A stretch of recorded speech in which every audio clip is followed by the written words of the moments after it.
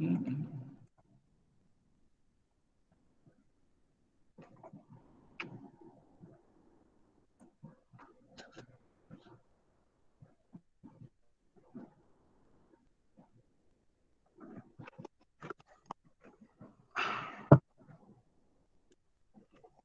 not working.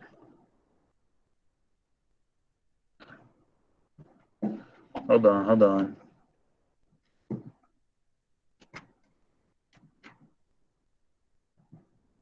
Okay.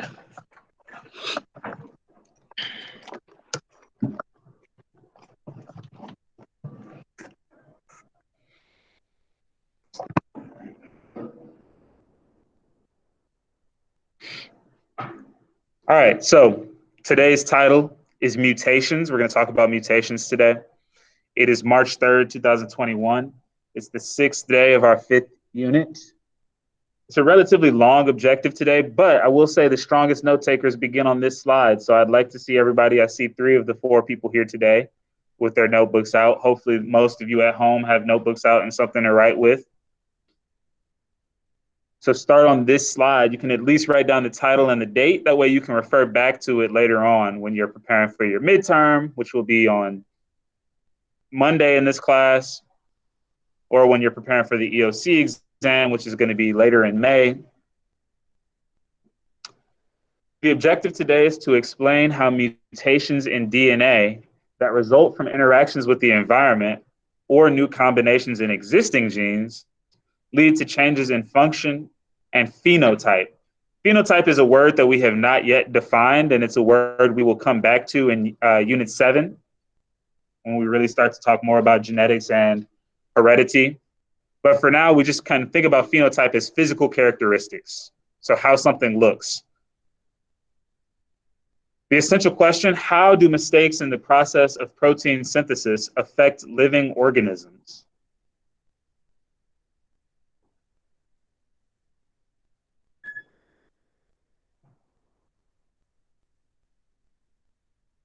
So I'm sure we've heard about mutations before, and I'm sure you've seen, cartoon depictions of how mutations change people in really dramatic ways. Sometimes that may happen. It might change an organism in a really dramatic way, but in other times it might not. So we'll talk about what these effects are.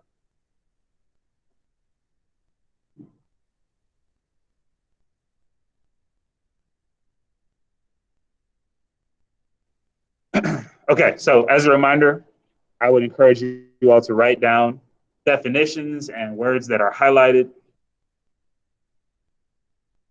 A mutation is defined as a change in the nucleotide sequence of an organism's DNA or in the DNA or RNA of a virus. I didn't highlight that last phrase because we're not going to talk too much about viruses in this class, but it's just kind of good to know. A change in the sequence of an organism's DNA.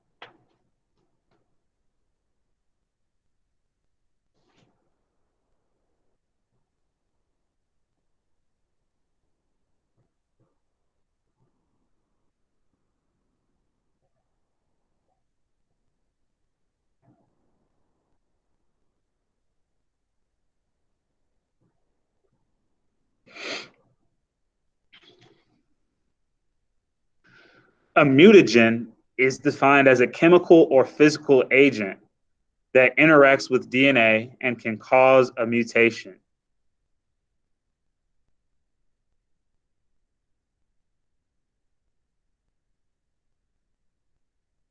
So these are substances or other environmental factors that can cause mutations.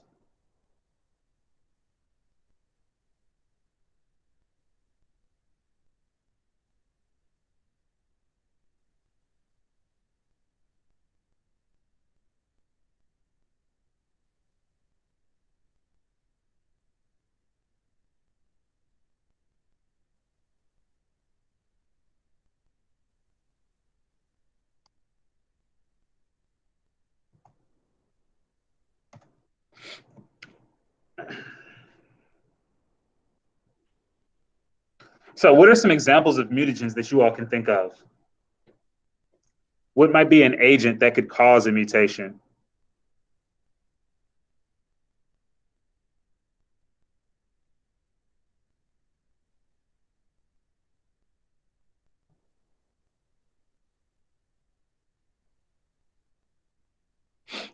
What might be something that could cause a mutation?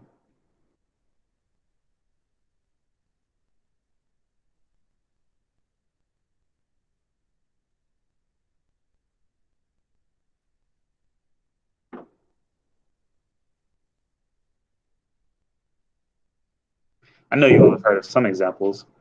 What caused the mutation in Ninja Turtles, Jason? I'm not familiar with that.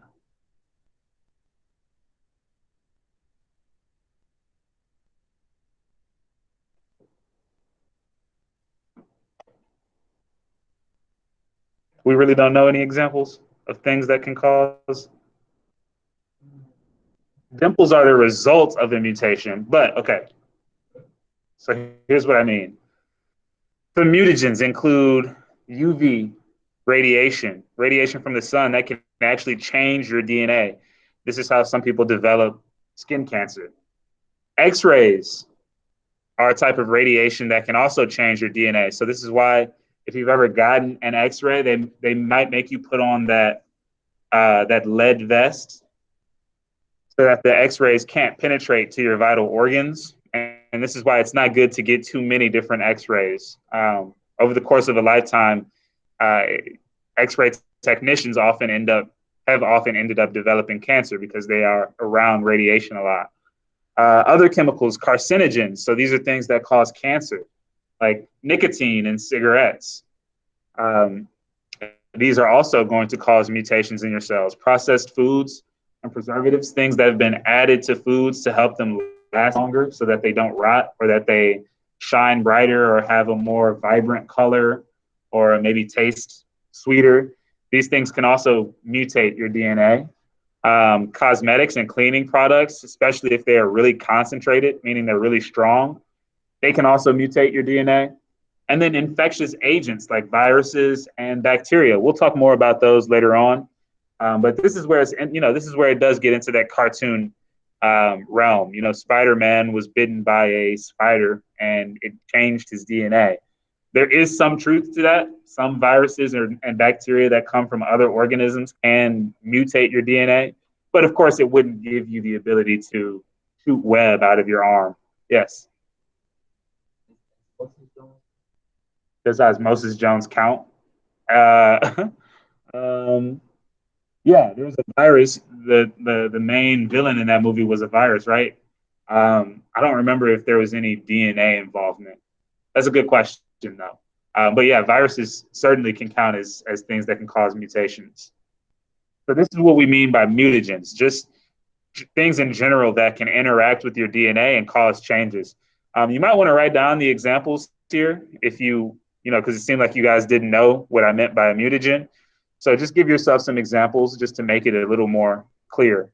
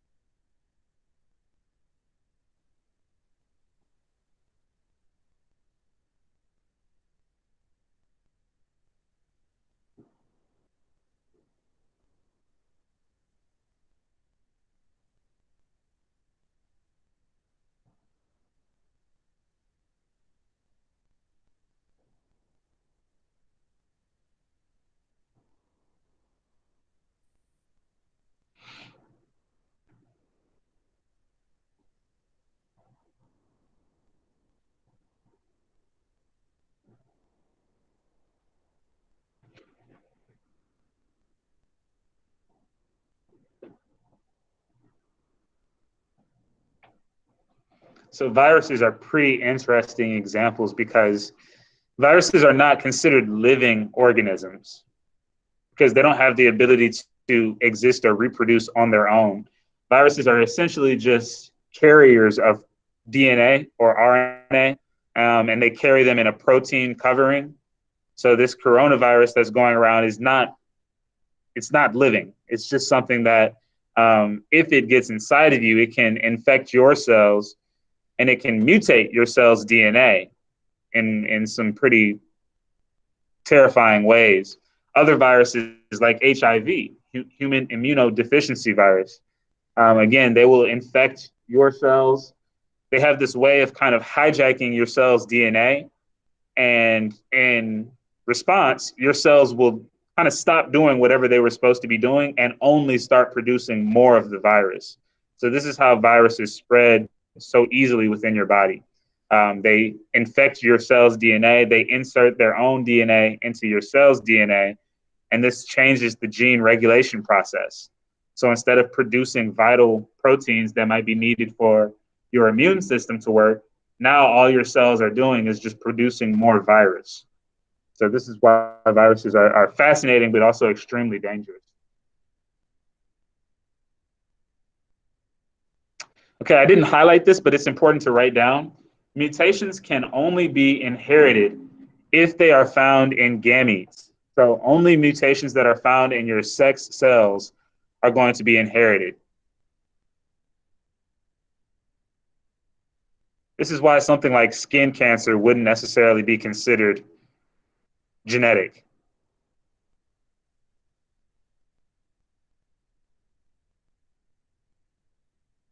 Because that's the result of a mutation that affects your skin cells. Those are somatic cells.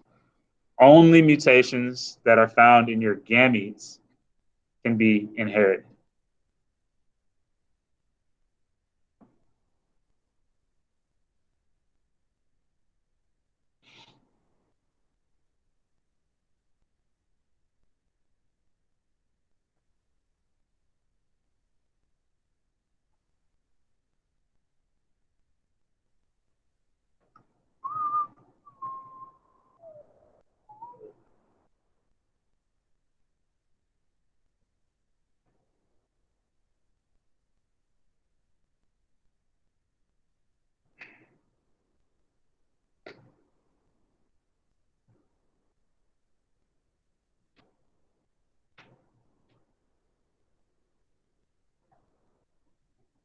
Okay, so when these mutations happen, they are disrupting the nucleotide sequence. So they're disrupting those T's or the A's or the C's or the G's. Remember that the sequence is what really matters. We have a very specific order that we need to see these nucleotides appearing in. If we change the order even a little bit, it can have pretty profound effects.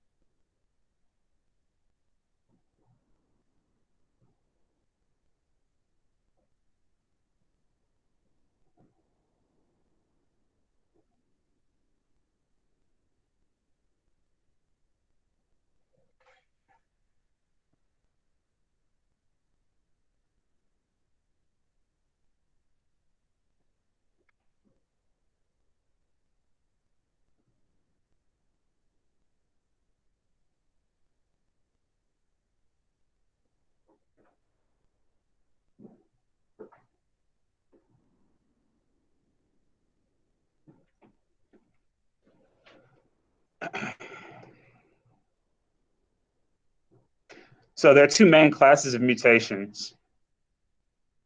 There are what is called a point mutation, and that only affects one nitrogen base. So you can see in this image, the original sequence, the fifth nucleotide in that sequence was a T, but because of the point mutation, it was changed to a C.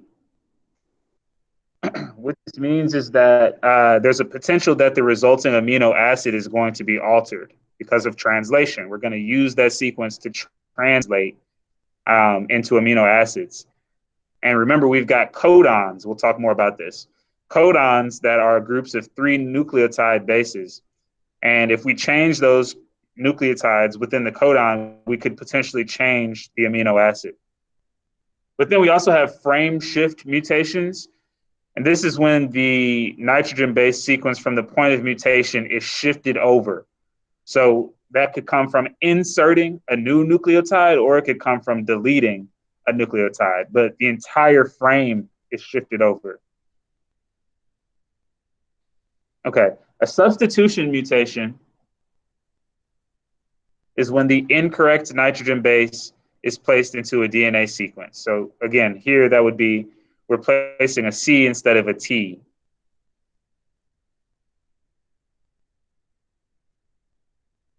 These types of mutations are relatively harmless because they would only affect one amino acid.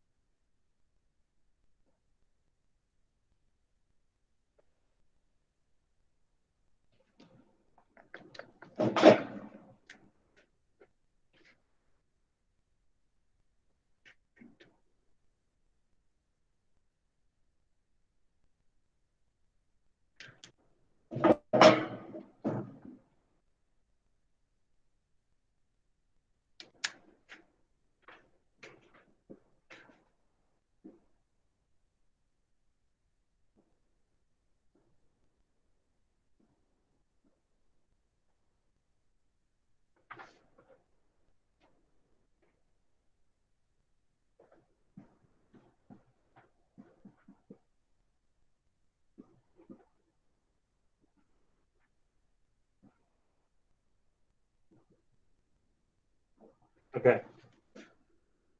So is that visible? All right. So I just wrote down the sequences that are already on the slide. As you can see, we have a substitution taking place here. There's a C where there should be a T. So let's see how this actually affects the amino acid sequence. So we're trying to make a protein here. So we're going to actually have to translate.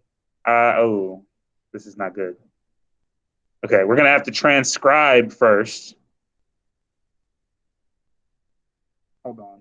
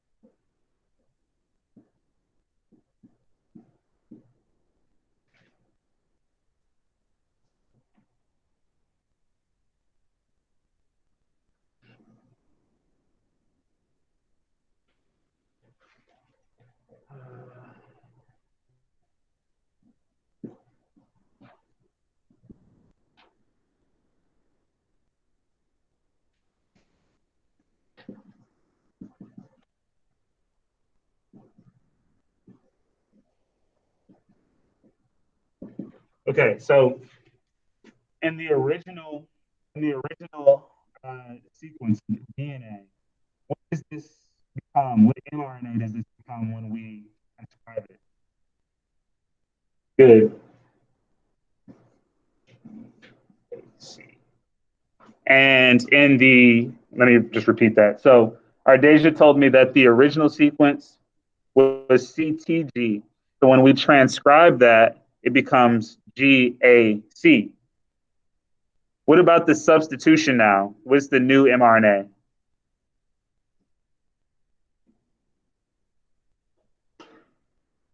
It's going to be, what did you say? GGC. That's okay. GGC. So when we have this new substitution, we've got an error taking place. So instead of GAC, we now have GGC. So now let's see if we can translate this to an amino acid. What does GAC become when we translate it?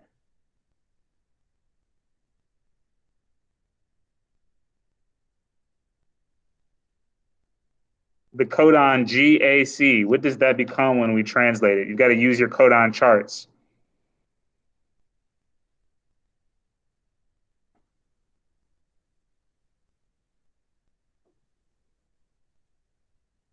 Good. So Ayana tells us that we get the amino acid was it aspartate, ASP, from the original sequence. But when we have this mutation, what's the amino acid that we get?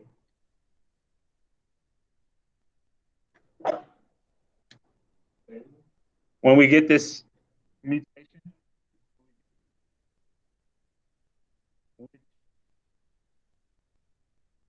glycine, yeah, GLY. So because we've got these new amino acids that are not this one new amino acid, I should say, that's not supposed to be there, it could affect the entire protein. All right, so even changing one nucleotide is a big deal.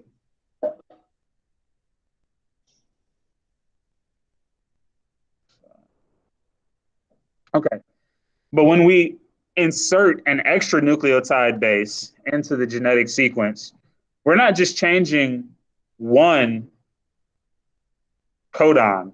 We're changing everything that comes after that nucleotide. So we're changing every single codon that comes after that. Remember, we read sequences in groups of 3 bases.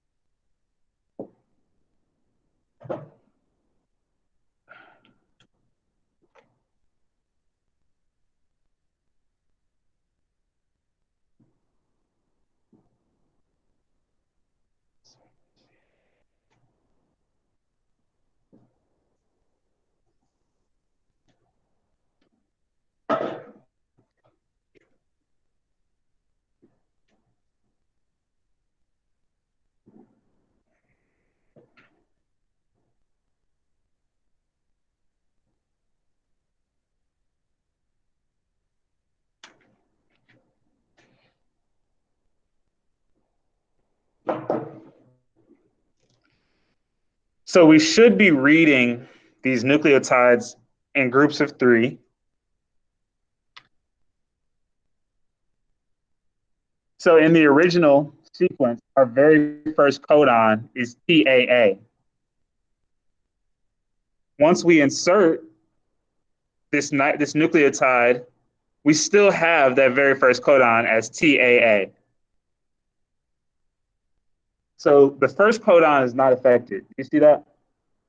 It's before the change has happened. It's before the mutation, so it's not affected. The original sequence shows us that the second codon should be CTG.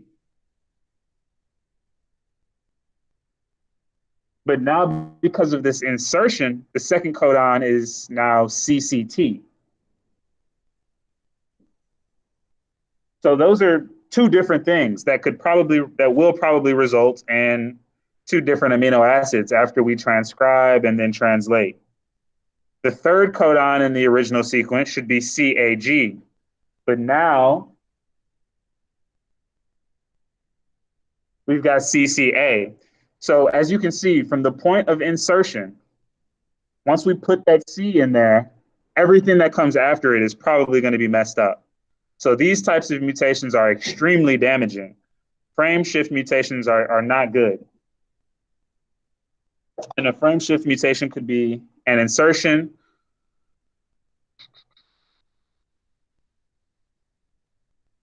it could also be a deletion. So deleting a nucleotide base has the same effect. You're shifting over the entire reading frame.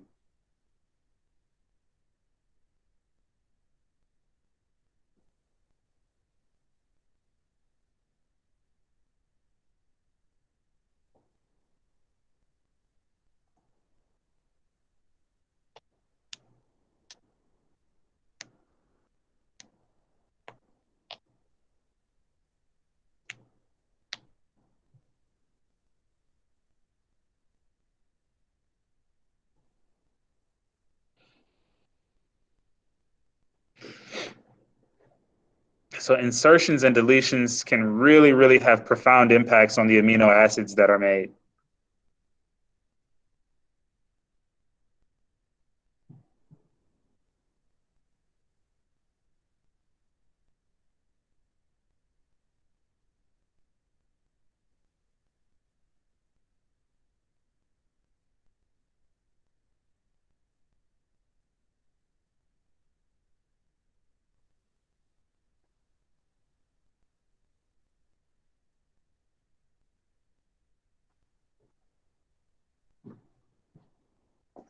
Okay.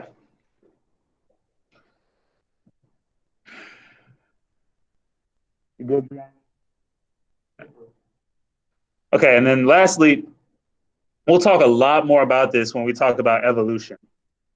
But mutations are not guaranteed to be bad things. I know that kind of goes against our intuition because we watch all these sensationalized films and cartoons and whatnot, and we talk about mutations as giving people these really weird outcomes. But they're not always bad things. Sometimes they are. Sometimes they can be harmful, and they can lead to different conditions like cystic fibrosis or Tay-Sachs disease or any number of other diseases, really.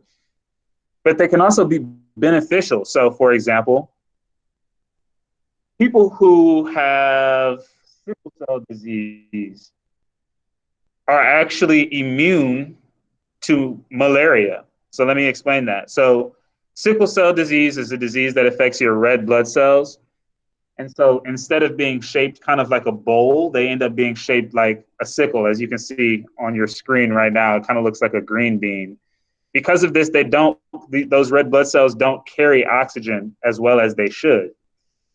What this means is these people who have sickle cell disease can have pretty debilitating pain outbreaks because different parts of their bodies are not getting the correct amount of oxygen. And so their extremities can start to feel really achy.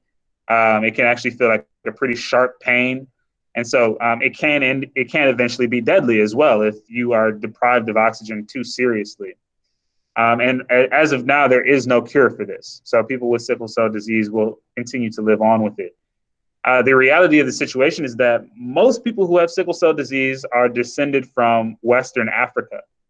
The reason for this is that in Western Africa, the mosquito population is dense, and mosquitoes carry diseases like malaria. Malaria is a disease that leads to dehydration and extreme diarrhea, and it can also be deadly. So, through this process of evolution, and we will talk more about this, and through the process of natural selection, in order to avoid dying of malaria, the bodies of people who lived in Western Africa, thousands of years ago, developed this immunity essentially, but it also led them to having sickle cell disease. So we see those two things going hand in hand. Even though sickle cell disease is obviously not a good thing, being resistant to malaria is a good thing.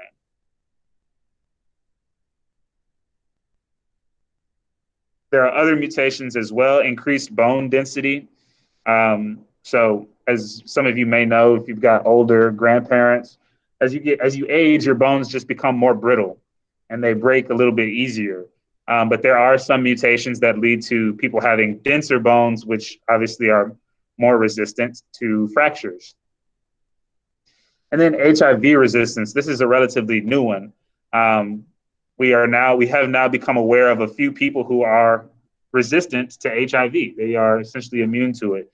This is a growing area of research that we don't fully understand yet, but it will probably end up becoming quite important. The vast majority of mutations are neutral, meaning that they don't really have a positive or benefit, or a positive effect or a negative effect.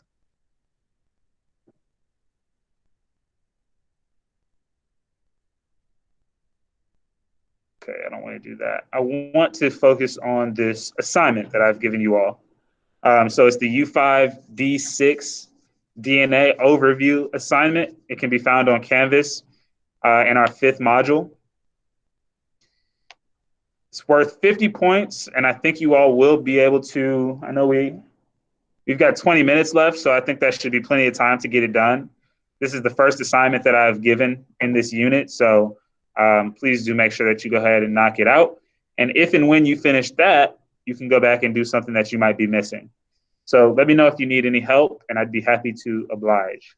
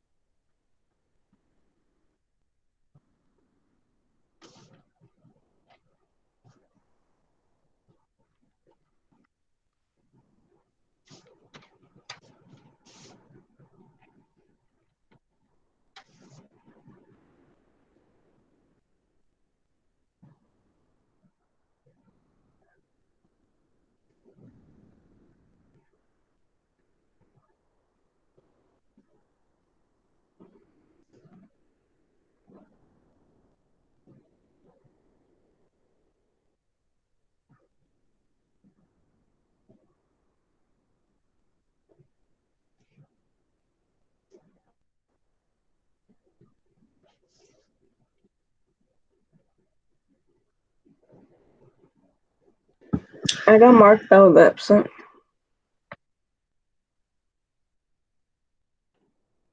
You're absent. You're not. You haven't been marked absent.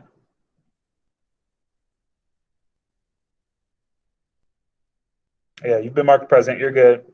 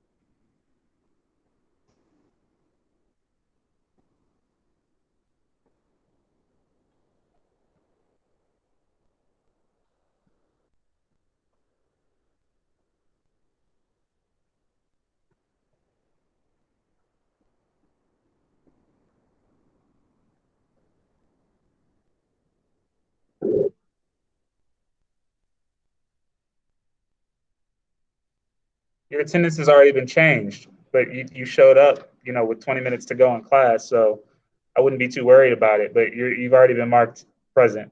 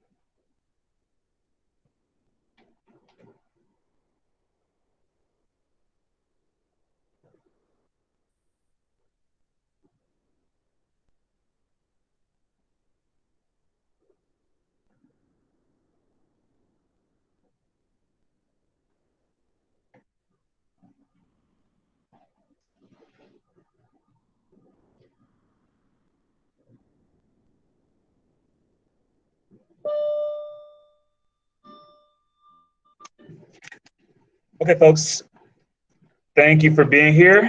Hopefully you learned something today. Tomorrow we'll review for the next 2 days for the midterm, which will be on Monday. Other than that, have a good day, and I'll talk to you all tomorrow. See you, Ardesia.